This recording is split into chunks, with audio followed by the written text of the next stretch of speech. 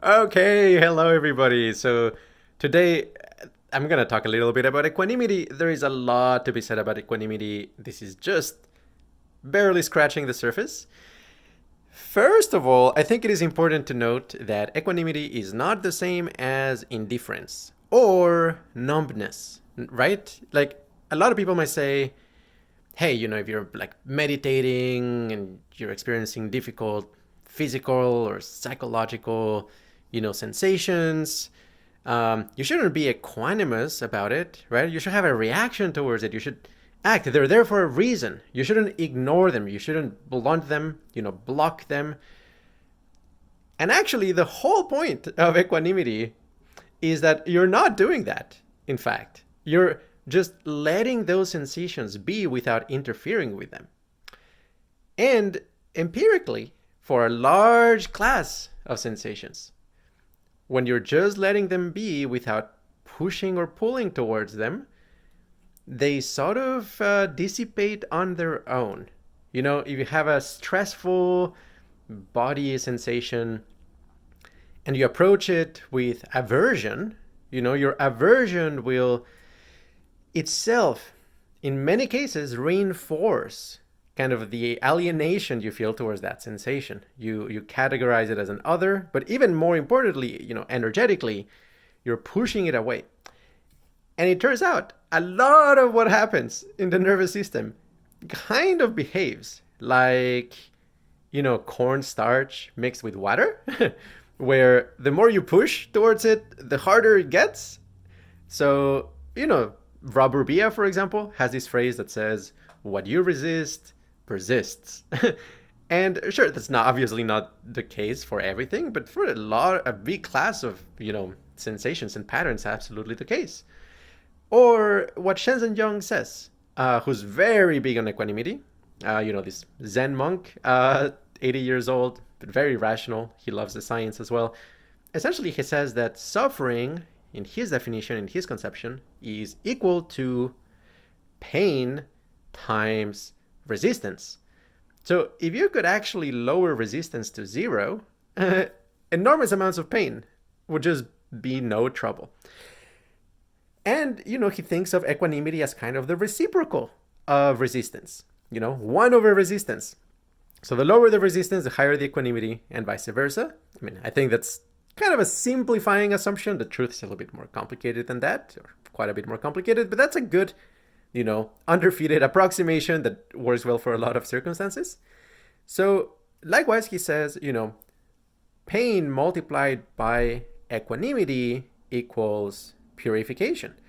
So even when you're experiencing something pretty unpleasant, if you approach it with complete openness, without pushing or pulling towards it, just letting the patterns propagate, just happen, usually that is actually going to be good for you in some way. Exactly how? It takes quite a bit of time to unpack. But I want to give kind of like a hint of how we think of equanimity at QRI. So, it is not the case that equanimity allows you to escape valence. It's not like because you have equanimity, you don't care about, happiness, suffering, well being. In fact, equanimity is a tool that over time increases your valence. Even if in the moment may actually somewhat lower the valence because you're letting the unpleasant patterns propagate, you're not quarantining them. You are doing something to your nervous system that is facilitating the dissipation of those unpleasant sensations. So the frame that I'm playing with, and I think is very promising, is equanimity as a tool or a practice that increases the stress dissipation capacity of the nervous system. So, phenomenologically, if you're having an unpleasant sensation, over here, you just let it be. You do nothing meditation, or you're focusing just on the bare sensations, letting them propagate however they want. What will happen And this is based on, retreat experience. Again, I'm not a hardcore meditator or anything, just sharing my insights here. What will happen is that those unpleasant sensations will slowly build up. That will be a little bit unpleasant. But then they will start to get coupled with resonances elsewhere in your nervous system. Whether it is in the visual domain, tactile domain, even auditory or conceptual domain, all of those could happen. And then as they get coupled, they become coupled oscillators. The stress will find ways to use whatever it is coupled with in order to dissipate more efficiently. So I think over time, essentially what you're doing is kind of increasing a very helpful kind of interconnectivity in the nervous system that allows stuck patterns of stress to quickly find other, network patches in the nervous system that they can use as kind of radiators, as like efficient ways of dissipating that stuck stress. Metaphorically, you can think of it as like, okay, if there's a patch of neurons over here, maybe they're good at dissipating stress in a particular direction, but if they get sheared, maybe they can't dissipate that stress. But if that patch gets coupled together with another patch that maybe looks like this, very different geometry, maybe even different topology, maybe this other patch can wobble like this, right? So all of a sudden, this stress that was like stuck, in the plane now can essentially resonate with another network that can wobble and efficiently dissipate it that way. So my sense is that essentially the more you cultivate equanimity, the more you're allowing different parts of your nervous system to recruit other parts of the nervous system as efficient stress dissipators. Now, the path, that stress dissipation will take might be very idiosyncratic. So I actually think, that some people, especially early on in the practice, may have some parts of their nervous system that are very clean, geometrically symmetric, smooth. And those will become kind of the radiators. So let's say somebody may actually use their stomach, or let's say their solar plexus in spiritual terminology, as the main radiator, right? So they have a headache, they apply equanimity, gets coupled together with their stomach, and then the stomach radiates out that stress more efficiently. And maybe slowly but surely, kind of a gradient descent process, more and more and more of the stressful patterns will start to use the stomach until the stomach gets overwhelmed. And then here's kind of like the next step of equanimity training.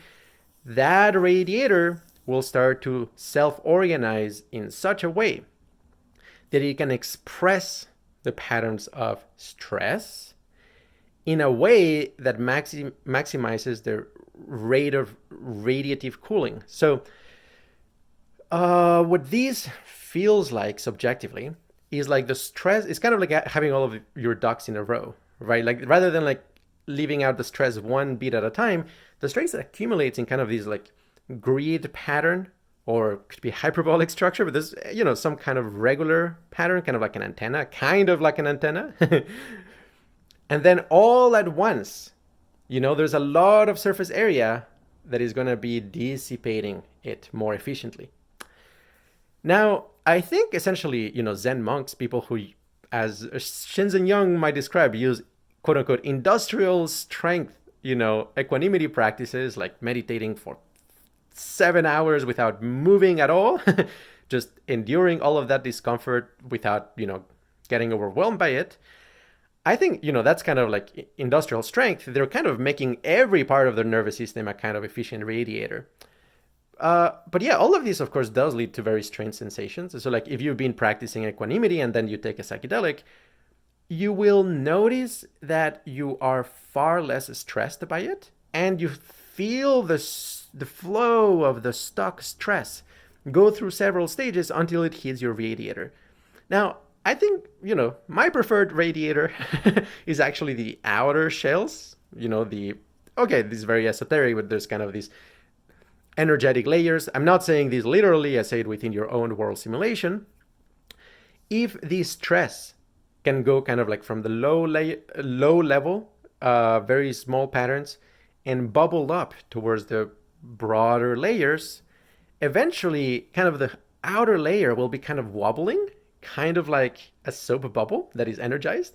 And that wobbling will radiate out its excess energy until it settles. That path I like quite a lot because it seems to have some intrinsic good valence properties and it's very efficient.